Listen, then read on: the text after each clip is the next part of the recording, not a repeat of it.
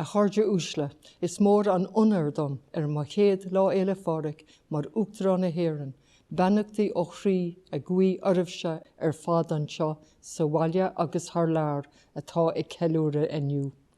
Whether we are Irish by birth or indeed by choice, today is an occasion when Irish communities around the world celebrate their shared love of all things Irish, our culture, heritage, identity, and of course our beautiful language, Gaeilge.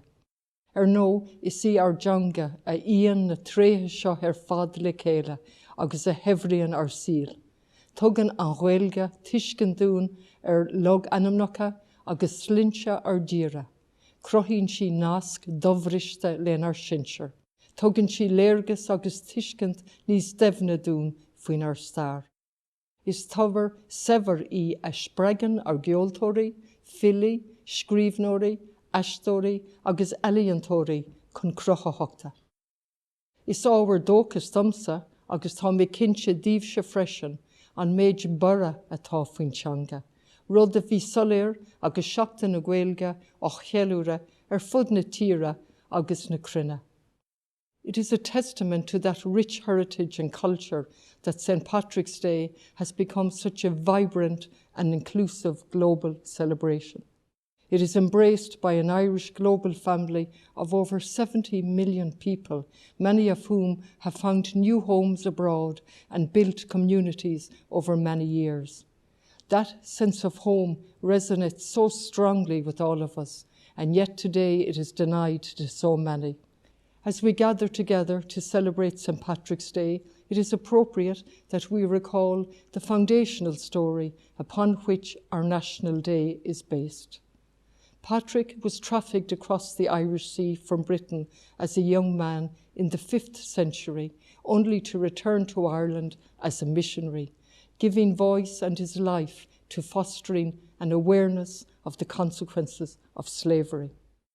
The story of Patrick's life serves as a reminder of the resilience and courage of migrants, the invaluable contributions that they have made and continue to make to the countries they now call home, sometimes even in the face of great adversity. Patrick's story speaks not only to the Ireland of the 5th century, but to the millions still subjected to trafficking, forced labour and displacement today. As we recall the life of Patrick, we invoke his spirit and acknowledge our shared responsibilities as global citizens. We stand in solidarity with those who find themselves in vulnerable and dangerous circumstances. Patrick's story invites us to respond with hospitality and kindness to those suffering the consequences of war and displacement, those fleeing their countries because of persecution or violence. The normalization of war can never be accepted. Now more than ever, we must renew our commitment to peace and diplomacy in line with the principles of international law as set out in the United Nations Charter.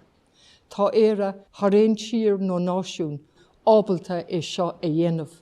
Seasan ar dafid síochánaíochta nar brisú ó 1958 I le, agus na blianta de thumantas don dí armáil mar chuntas an tionchar a scuimse is féidir a bheith ag stát beag neodrach mar sinne nuair a gníomhíonmuid le honrachas agus cospóir. As a neutral, independent country, a post-colonial society, and a people marked by famine and forced migration, we are uniquely placed to offer a valuable perspective on the challenges facing our world, not least war and displacement. We are a people who have travelled our own path to peace in dealing with bitter conflict and its legacy. We understand that peace is not merely the absence of war, but also the presence of justice. A cháirde, wherever you are celebrating St. Patrick's Day, may I send you my warmest wishes for a day of festivities and perhaps reflection too. As we celebrate our special day, let us look to the future with hope, determination, a renewed respect for our shared humanity, and use our voice to promote justice and peace in our world. Bannaigh sult, sprí agus tarfa as imachtaí an lé, agus bannaigh úsáid as an bhfuilge agus le céile, déanaimiid cinse go mbeidh sí mar go náchuid den síl léithúil. Bannachtaí agus siochanna Féile Pádraig ormh lug. Happy St. Patrick's Day to all of you.